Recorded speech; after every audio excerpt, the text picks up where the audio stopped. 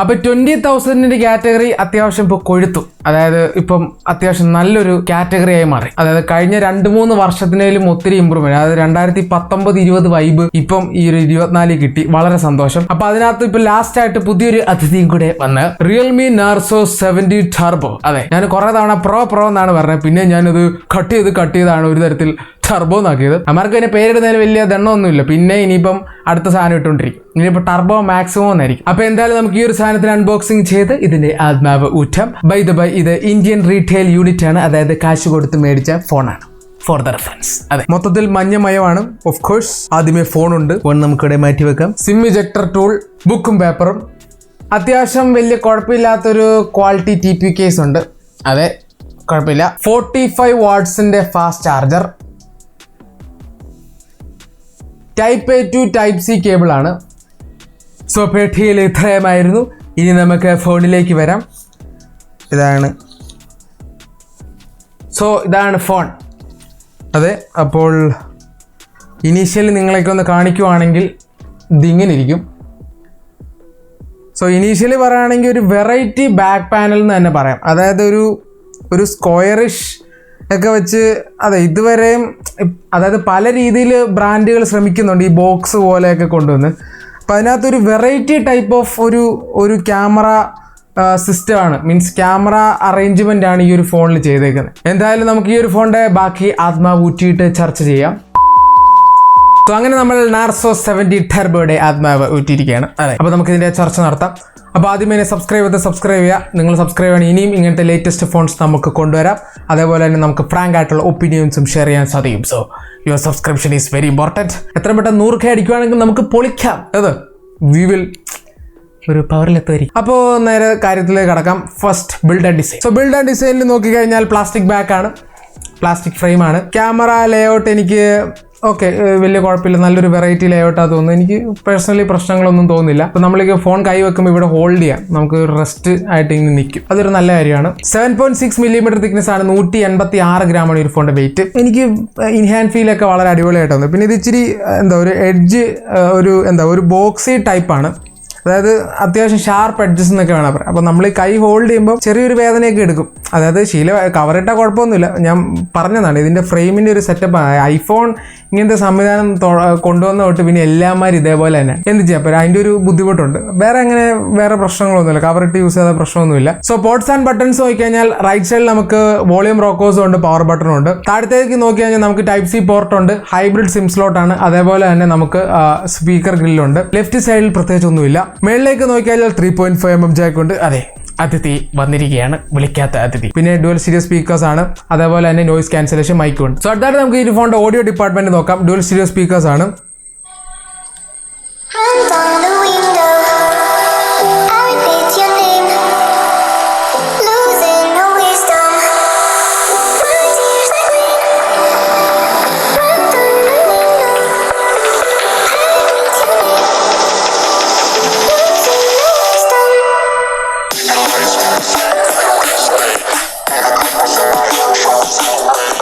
So പറയുകയാണെങ്കിൽ അത്യാവശ്യം volume ഉണ്ട്, ക്വാളിറ്റി നല്ലതാണ്. എനിക്ക് പ്രത്യേകിച്ച് പ്രശ്നങ്ങളൊന്നും തോന്നുന്നില്ല, നല്ല ഒരു ഔട്ട്പുട്ട് ആയിട്ടാണ് തോന്നുന്നത്. അടുത്തത് നമുക്ക് ഈ ഒരു ഫോണിന്റെ face unlock and fingerprint നോക്കാം. സോ ആദ്യം ഫേസ് അൺലോക്ക്.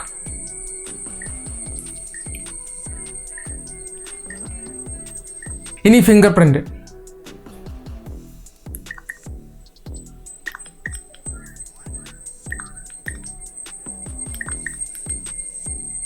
അപ്പം ഫേസ് ആൻഡ് ഫിംഗർ പ്രിന്റ് അടിപൊളിയാണ്, നല്ല ഫാസ്റ്റ് ആണ്, ഒരു പ്രശ്നമില്ല. അടുത്തത് നമുക്ക് ഈ ഒരു ഫോണിന്റെ ഡിസ്പ്ലേ കാറ്റഗറിയിൽ കിടക്കാം. 6.67 ഇഞ്ചിന്റെ OLED ഡിസ്പ്ലേ ആണ്. 120 Hz റിഫ്രഷ് റേറ്റ് ഉണ്ട്, HDR10+ സപ്പോർട്ട് ഉണ്ട്. 2000 നിറ്റ്സിന്റെ പീക്ക് ബ്രൈറ്റ്നസ് ആണ് അമ്മമാർ പറഞ്ഞത്. 600 നിറ്റ്സിന്റെ ടിപ്പിക്കൽ ബ്രൈറ്റ്നസ് ആണ്. അങ്ങനെ കുറേയേറെ തള്ളിയ ഒരു കിടിലൻ ഡിസ്പ്ലേ ആണ്.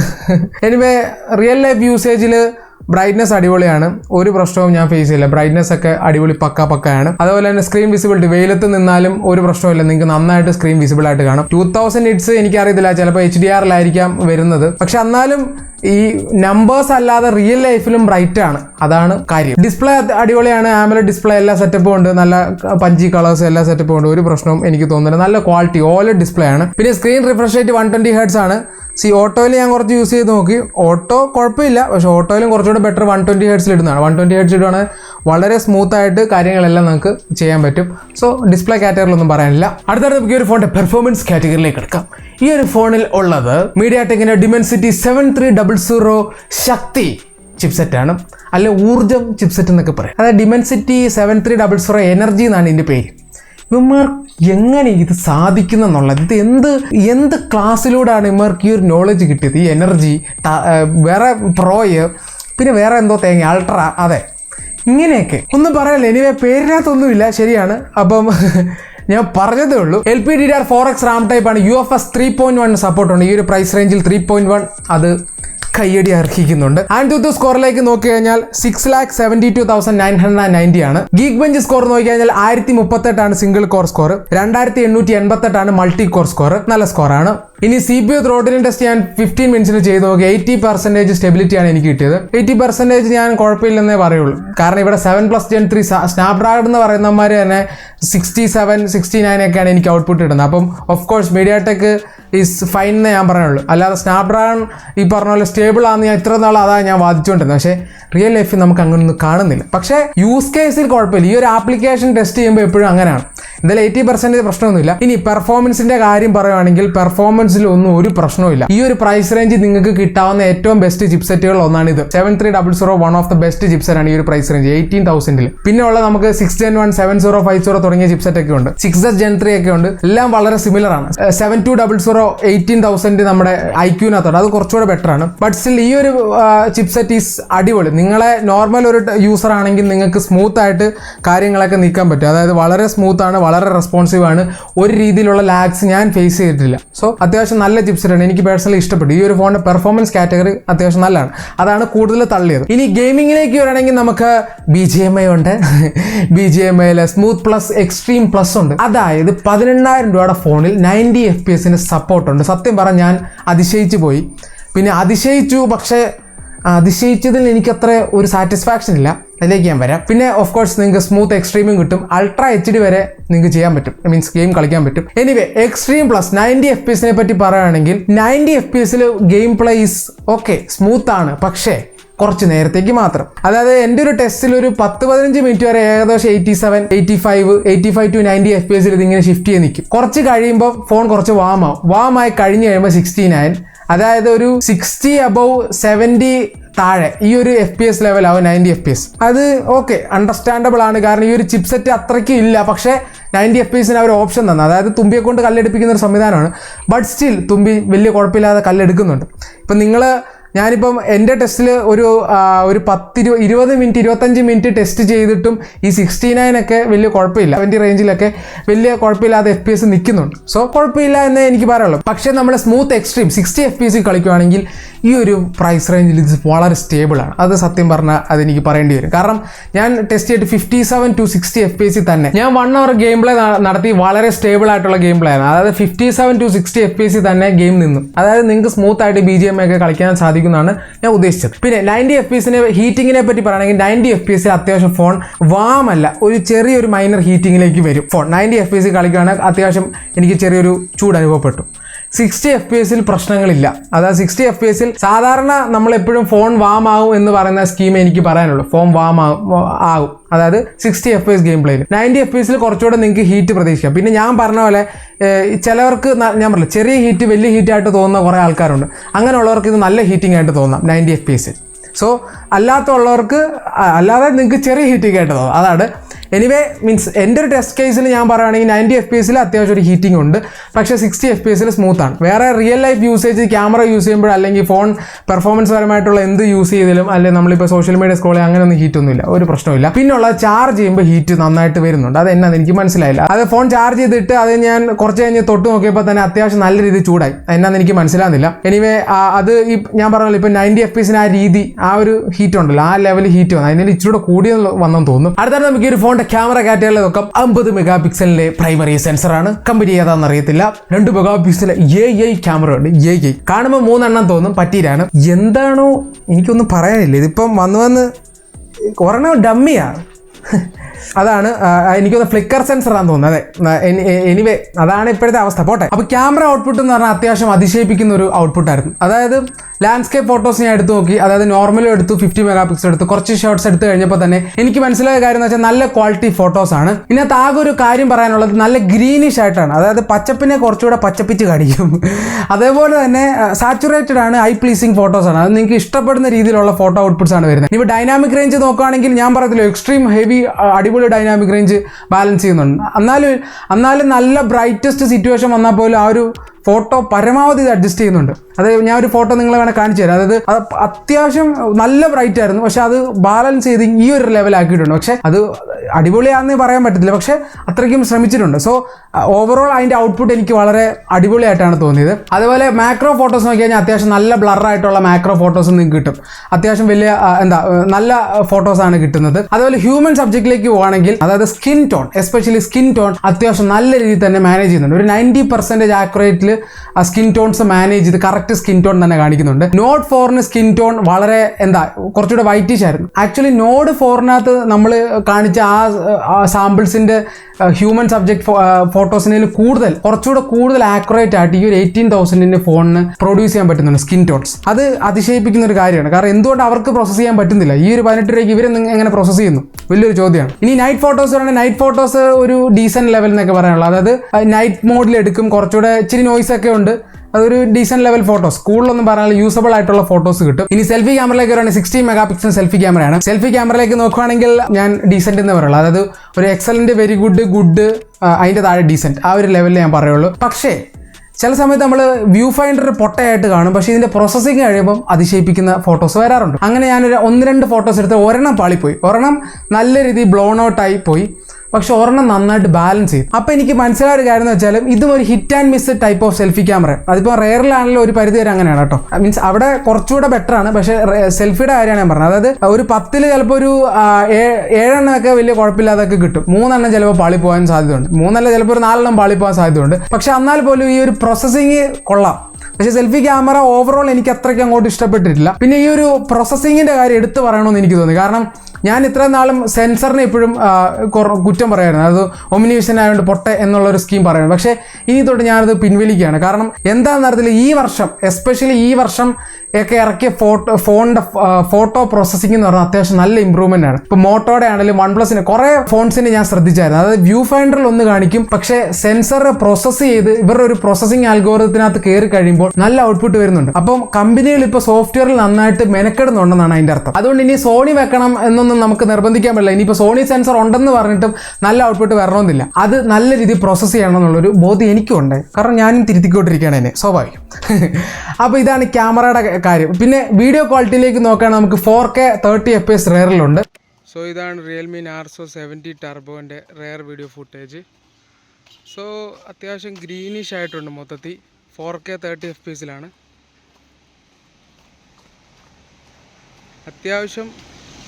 അത്യാവശ്യം ഷെയ്ക്കി ഫുട്ടേജാണ്. ഇനി സെൽഫി വീഡിയോയിലേക്ക് നോക്കുവാണെങ്കിൽ ഇതാണ് റിയൽമി നാർസോ 70 ടർബോൻ്റെ selfie video footage. 1080p of course. Clarity is fine, I think. Average, പ്രത്യേകിച്ചൊന്നും പറയാനില്ല. സ്റ്റെബിലൈസേഷൻ ഒന്നും ഇല്ലെന്ന് തോന്നുന്നു. സോ മൊത്തത്തിൽ ക്യാമറ ഔട്ട്പുട്ട് സത്യം പറഞ്ഞാൽ ഒരു ഗുഡ് ടു വെരി ഗുഡ് റേഞ്ചിലാണ് ഇതിന്റെ camera output. For the price good to very good camera range ആണ്. മോട്ടോ G85 ടെസ്റ്റ് ചെയ്തപ്പോൾ എനിക്ക് സെയിം ഒരു സിമിലർ ആയിട്ടാണ് തോന്നിയത്. അത് നല്ല ക്യാമറ ഔട്ട്പുട്ട് ആയിരുന്നു. പക്ഷെ അതിന് 4K ഇല്ല, ഇതിന് 4K ഉണ്ട്. സോ ഈ ഒരു പ്രൈസ് റേഞ്ച് 4K കിട്ടുന്ന ഒരു രാജാവാണിത്. അതെ, നല്ല ഔട്ട്പുട്ടാണ്, നിങ്ങൾക്ക് ഇഷ്ടപ്പെടാനുള്ള എല്ലാ സാധ്യതയുണ്ട്. അടുത്താണ് നമുക്ക് ഈ ഒരു ഫോണിന്റെ സോഫ്റ്റ്വെയറിലേക്ക് കടക്കാം. ഇവിടെയാണ് നമ്മൾ കീറാൻ പോകുന്നത്. അതെ, Realme UI 5.0 based on Android 14 ആണ്. ഞാൻ തുടങ്ങട്ടെ. ബ്ലോട്ട്വേഴ്സിന്റെ എണ്ണം 23 എണ്ണം. അതെ, 23 ചവറാണ് ഇതിനകത്ത് കിടക്കുന്നത്. ഇവന്മാർക്ക് എന്താണ് എനിക്കറിയത്തില്ല. ഐക്യു ഞാൻ കുറ്റപ്പെടുത്തിയിട്ടുണ്ട്. 9 ബ്ലോട്ട്വേഴ്സിന് C9Xൽ 22 ബ്ലോട്ട്വേഴ്സ് ആണ്. കഴിവാണ്. നെറ്റ്ഫ്ലിക്സ്, ആമസോൺ, ഫേസ്ബുക്ക് തുടങ്ങിയ പറഞ്ഞ പോലെ വലിയ മുതലാളികളുടെ ഉണ്ട്. ബബിൾ ഷൂട്ടർ തുടങ്ങിയ ചെറിയ മുതലാളികളുടെ ഉണ്ട്. ബബിൾ ഷൂട്ടർ തന്നെ 2 എണ്ണം ഉണ്ട്. പിന്നെ animal race, block blast, candy crush എന്ന് വേണ്ട കുറെ ചവറ് ഗെയിം ഉണ്ട്. ഇവന്മാർക്ക് ഇതെങ്ങനെ സാധിക്കുന്നു എനിക്കറിയത്തില്ല. അതേപോലെ തന്നെ ആഡ്സ് ആൻഡ് നോട്ടിഫിക്കേഷൻസ് നല്ലതായിട്ടുണ്ട്. ഗ്ലോബൽ സെർച്ച് ഒന്നും അറിയാതെ പോലും കൈ തൊടരുത്, വരും, നന്നായിട്ട് പരസ്യം കാണിക്കും. പിന്നെ ഇവന്മാരുടെ ഒരു ആപ്പ് മാർക്കറ്റ് ഉണ്ട്. എൻ്റെ പൊന്നോ, ഒന്ന് സഹിക്കാൻ മേലാത്ത രീതിയിൽ നോട്ടിഫിക്കേഷൻ വന്നുകൊണ്ടിരിക്കും. അപ്പോൾ ഇങ്ങനെ സാധനങ്ങളെല്ലാം ഡിസേബിൾ ചെയ്യുക. ഹോട്ട് ആപ്സ്, ഹോട്ട് ഗെയിംസ്, പിന്നെ നമ്മുടെ ഈ പാരമ്പര്യമായിട്ടുള്ള രീതി, അതുകൊണ്ട് അതുമുണ്ട്. അത് എല്ലാ ചൈന ബ്രാൻഡുകളും ഒത്തൊരുമയോടെ എന്തോ സിൻഡിക്കേറ്റോ അല്ലെങ്കിൽ എന്തോ മീറ്റിംഗ് കൂടി എടുത്താന്ന് തോന്നുന്നു. കാരണം ഹോട്ട് ഗെയിംസ് ഹോട്ട് ആപ്സും തന്നില്ലെങ്കിൽ വിൽക്കരുതെന്നുള്ളത്. അപ്പോൾ എല്ലാ സംവിധാനമുണ്ട്. സോഫ്റ്റ്വെയർ പറയുകയാണെങ്കിൽ വളരെ മോശം എന്നേ പറയാനുള്ളൂ. മീൻസ് മോശം എന്ന് പറയുന്നത് ഈ ഒരു സംവിധാനത്തിനാണ് ഞാൻ മോശം എന്ന് പറയുന്നത്. കുറച്ചുകൂടെ എണ്ണം കുറയ്ക്കായിരുന്നു. അറ്റ്ലീസ്റ്റ് യൂസ്ഫുൾ ആയിട്ടുള്ള ഒരു 10 ബ്ലോട്ട്വെയർസ് തന്നിരുന്നേ ഓക്കെ ഫൈൻ. നിങ്ങളൊരു അല്ലെങ്കിൽ ഈ ഓക്കെ നിങ്ങളുടെ റേറ്റിനൊക്കെ ശരിയാണ്, എന്നാലും ഒരു 7 എണ്ണമൊക്കെ 9 എണ്ണം IQ തന്നു, ഓക്കെ 9 എണ്ണം എന്താ കുഴപ്പമില്ല. ഈ 23 എണ്ണമൊക്കെ തള്ളി കയറ്റേണ്ട കാര്യമില്ല. കാരണം ഈ ഒരു ഫോൺ പ്രീ ഇൻസ്റ്റാൾഡ് ആയിട്ട് ഇത്രയുണ്ട്. അതായത് നമ്മൾ ഇത്രയൊന്ന് തള്ളണം ആ ആപ്പ് സെക്ഷൻ തീരാൻ. സോഫ്റ്റ്വെയർ ഈ പറഞ്ഞ ബഗ്സ് ഒന്നും ഞാൻ ഫേസ് ചെയ്തില്ല, എല്ലാം ഫൈനാണ്, ഒരു കുഴപ്പമില്ല. ഈ പറഞ്ഞ പോലെ UI സ്മൂത്താണ്. അതേപോലെ തന്നെ വലിയ പ്രശ്നങ്ങളൊന്നും സോഫ്റ്റ്വെയർ ഒപ്റ്റിമൈസേഷനൊന്നും പ്രശ്നമൊന്നും തോന്നില്ല. പക്ഷേ ഈ പറഞ്ഞ ഈ ബ്ലോട്ട്വെയർസും ആഡ്സും അത് അത്യാവശ്യമുണ്ട്. അത് നിങ്ങളെല്ലാം ഡിസേബിൾ ചെയ്യണം. ഈ ആപ്പ് മാർക്കറ്റ് ഗ്ലോബൽ സെർച്ച് ഒക്കെ ഡിസേബിൾ ചെയ്യേണ്ടി വരും. പിന്നെ ഉള്ളൊരു സംഭവം എന്ന് വെച്ചാൽ ഈ ഒരു റേറ്റിൽ നമ്മൾ ഇതുണ്ട്, നമ്മളൊരു ആപ്പ് ഓണാക്കി ആ ആപ്പ് ക്ലോസ് ചെയ്യാൻ നേരത്ത് ആ ആപ്പ് ആനിമേഷൻ അടിപൊളിയാണ്. പക്ഷേ ആപ്പ് ഓപ്പൺ ചെയ്യാൻ നേരത്തുള്ളൊരു ആനിമേഷൻ എന്ന് പറഞ്ഞാൽ ജസ്റ്റ് ചുമ്മാ ഫെയ്ഡിനാണ്. അത് Z9X പിന്നെ നമ്മൾ CMF ഫോണിനകത്ത് അത് കറക്റ്റായിട്ടൊരു ഇങ്ങനെ പോപ്പപ്പ് ചെയ്ത് വരുമായിരുന്നു. ഇതിനങ്ങനല്ല. അത് വേണമെങ്കിൽ നല്ല അത് ആനിമേഷൻ എനിക്ക് അങ്ങോട്ട് ഇഷ്ടപ്പെട്ടില്ല, എൻ്റെ പേഴ്സണൽ കാര്യം കേട്ടോ. അത് കുറച്ചുകൂടി ഇമ്പ്രൂവ് ആയിരുന്നു. പക്ഷേ ക്ലോസ് ചെയ്യുമ്പോൾ ആനിമേഷൻ എനിക്ക് ഇഷ്ടപ്പെട്ടു. അത് റിയൽമി തന്നു, അതിന് നല്ല കാര്യം. IQ റെഡ്മി ഒന്നും തന്നിട്ടില്ല, അങ്ങനത്തെ സംവിധാനം അവർ തന്നിട്ടില്ല. അവർ just fade in fade out, അത് മോശമാണ്. അതിൽ ഒത്തിരി ഭേദമാണ് ഇത്. CMF ആണ് ഇതിനും കുറച്ചുകൂടി ബെറ്റർ, കാരണം അവർ നല്ലതായിട്ട് ആനിമേഷനിൽ വർക്ക് ചെയ്തിട്ടുണ്ട്. സോ അല്ലാതെ എനിക്ക് സോഫ്റ്റ്വെയറിൽ ഇഷ്യൂസ് ഒന്നുമില്ല. സോഫ്റ്റ്വെയർ മൊത്തത്തിൽ ഒരു ആവറേജ് ആണ്. അപ്പം ഇത്രയൊക്കെ പറയാനുള്ളൂ. അടുത്തായിട്ട് സെൻസേഴ്സ് ഒക്കെ നോക്കിക്കഴിഞ്ഞാൽ ഈ ഒരു ഫോണിനകത്ത് അത്യാവശ്യം എല്ലാ സെൻസേഴ്സും ഉണ്ട്. കരിയർ അഗ്രിഗേഷൻ നോക്കിക്കഴിഞ്ഞാൽ ഞാൻ ജിയോയിൽ ടെസ്റ്റ് ചെയ്തു, 4G+ ഒന്നും കാണിക്കുന്നില്ല. എനിക്കറിയത്തില്ല, എയർടെൽ ഞാൻ ടെസ്റ്റ് ചെയ്യാൻ എയർടെൽ സിം ഇല്ലാതെ ഇപ്പോൾ എല്ലാവരും ഞാൻ ടെസ്റ്റ് ചെയ്ത് നോക്കിയാൽ. എനിവേ 4G+ ഇല്ല, 5G ഒക്കെ ഉണ്ട്. 5G കുഴപ്പമൊന്നുമില്ല, 5G റേഞ്ച് ഒക്കെ കാണിക്കും, പ്രശ്നങ്ങളൊന്നുമില്ല. പിന്നെ കോൾ ക്വാളിറ്റി ഒന്നും കുഴപ്പമില്ല, വൈഫൈ റിസപ്ഷൻ ഒക്കെ ഫൈനാണ്. അടുത്തായിട്ട് ഈ ഫോണിന്റെ ബാറ്ററി ബാക്കപ്പിലേക്ക് നോക്കിക്കഴിഞ്ഞാൽ 5000 mAh ബാറ്ററി, 45 വാട്ട്സിന്റെ ഫാസ്റ്റ് ചാർജർ പെട്ടിക്കകത്ത് തന്നിട്ടുണ്ട്. സന്തോഷം. ഇനി ഫാസ്റ്റ് ചാർജർ 45 വാട്ട്സ് ആണ്. 5000 mAh ചാർജ് ചെയ്യാൻ ഞാനൊരു 17% നിന്ന് 100-ലെത്താൻ എനിക്ക് എടുത്ത സമയം എന്ന് പറയുന്നത് 1 മണിക്കൂർ 25 മിനിറ്റുമാണ്. സോ അത്യാവശ്യം ലാഗ് ഉണ്ട്. പക്ഷേ ഇവരുടെ ഒരു ക്ലെയിം ഉണ്ട് 30 മിനിറ്റിൽ 50% ആവുന്നുള്ള, 0 to 15 30 മിനിറ്റ്സ്. അതിനകത്ത് എനിക്ക് കുറച്ച് യോജിപ്പുണ്ട്. ഒരു 35 അമ്മമാർ പറയുന്നതിൽ ഒരിക്കലും കിട്ടത്തില്ല. എനിവേ ഒരു 35-38 മിനിറ്റ്സിനുള്ളിൽ ചിലപ്പോൾ 50% ആവും. അത് കുഴപ്പമില്ലാന്ന് തോന്നുന്നു. പക്ഷേ ഫുൾ ചാർജ് ആകാൻ ഇച്ചിരി ടൈമുണ്ട്. ബാറ്ററി ബാക്കപ്പ് നോക്കുകയാണെങ്കിൽ 1 ഡേ ഒക്കെ സ്മൂത്ത് ആയിട്ട് പോകും, കുഴപ്പങ്ങളൊന്നുമില്ല, ഒരു വിഷയവും ഇല്ല. ഇനി നമുക്ക് കൺക്ലൂഷനിലേക്ക് വരാം. പ്രൈസ് എന്ന് പറയുന്നത് ഈ ഒരു ഫോൺ 6GB 128GB പ്രൈസ് എന്ന് പറയുന്നത് 16,999 17,000 ആണ്. 6128 എടുത്താൽ മതി. 80 എടുത്തെന്ന് പറഞ്ഞ് 4K തരുന്ന സംവിധാനം IQ-നുണ്ടായിരുന്നു. പക്ഷേ അങ്ങനത്തെ സംവിധാനം ഇതിനകത്തില്ല. എല്ലാ ഫീച്ചേഴ്സും നിങ്ങൾക്ക് 6128 കിട്ടും. സ്റ്റോറേജ് മാത്രം നോക്കുന്നവർക്ക് 256 വേരിയന്റ് ഉണ്ടെങ്കിൽ അത് എടുക്കാം.